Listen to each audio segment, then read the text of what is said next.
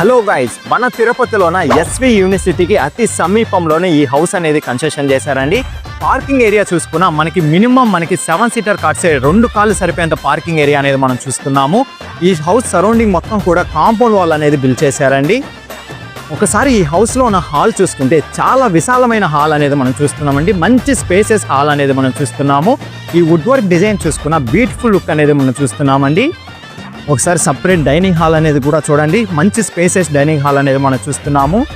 Kitchen room చూసుకున్న open kitchen అనేది provide చేస్తున్నారు.